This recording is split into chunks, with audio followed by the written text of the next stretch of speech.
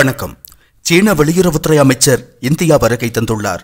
பிரதமர் நரேந்திர மோடியை சீனாவுக்கு அழைப்பது உள்ளிட்ட பல நோக்கங்களுடன் அவரது இந்த பயணம் மேற்கொள்ளப்பட்டுள்ளது. இந்திய வெளியுறவுத்துறை அமைச்சர் எஸ் ஜெய்சங்கருடன் நடைபெற்ற பேச்சுவார்த்தையில் ஜெய்சங்கர் 3 பரஸ்பர காரணிகள் தேவை என்று குறிப்பிட்டுள்ளார். 1 பரஸ்பர மரியாதை, 2 பரஸ்பர உணர்திறன், 3 பரஸ்பர நலன் ஆகியவை மிகவும் முக்கியம் என்று வலியுறுத்தியுள்ளார் நமது வெளியுறவுத்துறை அமைச்சர். மேலும் 2 விஷயங்களையும் அவர் சுட்டிக்காட்டியுள்ளார். அதாவது, போட்டி இருக்கலாம் ஆனால் மோதல் இருக்கக்கூடாது, வேறுபாடுகள் இருக்கலாம் ஆனால் விவாதங்கள் இருக்கக்கூடாது. இவ்வாறு விரிவான பேச்சுவார்த்தை இரு தலைவர்களுக்கிடையே நடந்துள்ளது. ஒத்துழைப்பு மற்றும் இணைந்து செயல்படுவதற்கான முடிவுகளுக்கு விஷயங்கள் முன்னேறுகின்றன.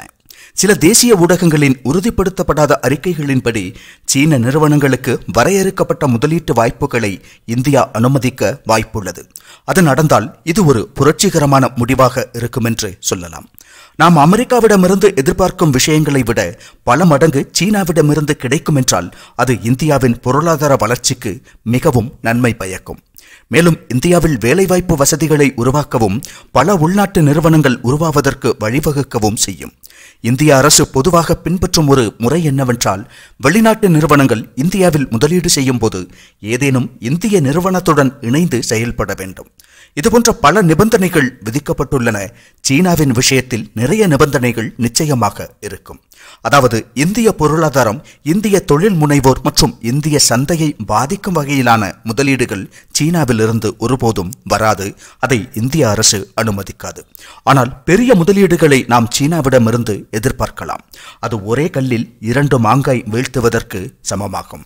ஒன்று, இந்தியாவில் சீன நிறுவனங்கள் முதலீடு செய்தால் இயல்பாகவே இந்தியாவுடனான உறவு மோசமடையாமல் இருக்க சீனாவும் அதிக கவனம் செலுத்தும். இப்போது சீனாவிற்கும் அமெரிக்காவிற்கும் இடையிலான உறவு என்ன? அமெரிக்கா சீனாவுக்கு எதிராக ஏதேனும் நடவடிக்கை எடுத்தால் அமெரிக்காவில் உள்ள நிறுவனங்களும் பாதிக்கப்படும், சீனாவில் உள்ள அமெரிக்க நிறுவனங்களும் பாதிக்கப்படும். ஏனெனில் இரண்டும் ஒன்றை ஒன்று சார்ந்துள்ளன. சீன பொருளாதாரம் அமெரிக்க பொருளாதாரத்தை சார்ந்துள்ளது, அமெரிக்க பொருளாதாரம் சீன பொருளாதாரத்தை சார்ந்துள்ளது.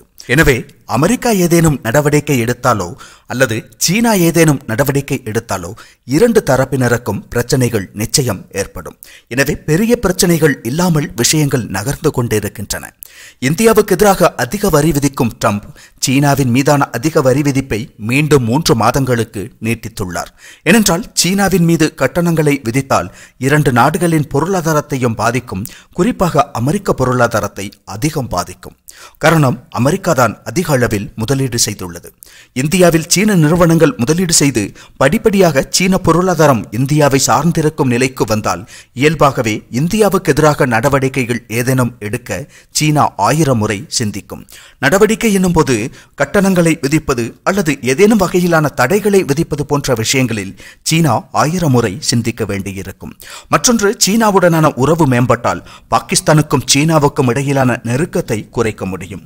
பெரியவர்கள் சொல்வது போல் நம்மால் நமது நண்பர்களை மாற்ற முடியும், ஆனால் அண்டை வீட்டாரை மாற்ற முடியாது. தற்போது நமது அண்டை நாடுகளான சீனா மற்றும் பாகிஸ்தான் இரண்டுமே அணுசக்திகளாகும்.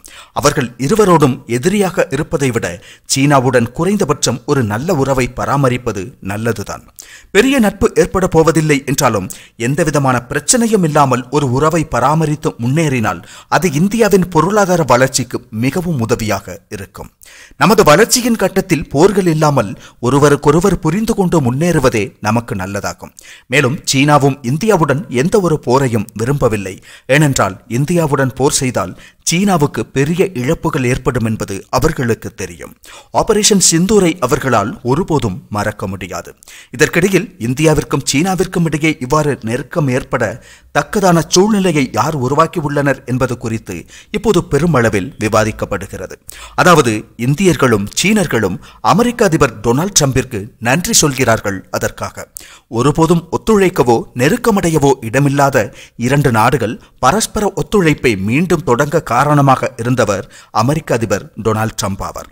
சீனாவின் செயலிகளை தடை செய்தது வர்த்தக கட்டுப்பாடுகளை கொண்டு வந்தது மட்டுமல்ல, இந்தியா சீனா இடையேயான விமான போக்குவரத்து கூட நிறுத்தப்பட்டுவிட்டது. சீனர்களுக்கு நாம் சுற்றுலா விசா கொடுப்பதை நிறுத்திவிட்டோம். அவ்வளவு மோசமாக இருந்தது அந்த உறவு. அப்படி இருந்த அந்த உறவு இன்று நெருக்கமடைய காரணம் யார்? வேறு யாருமல்ல, அதிபர் டொனால்ட் ட்ரம்ப் தான். ட்ரம்பின் முட்டாள்தனமான கொள்கைகளும் முட்டாள்தனமான முடிவுகளும் இந்தியாவுக்கும் ஒருவேளை சீனாவுக்கும் ஒத்துழைத்து செயல்படுவதற்கான அடித்தளத்தை உருவாக்கியுள்ளன.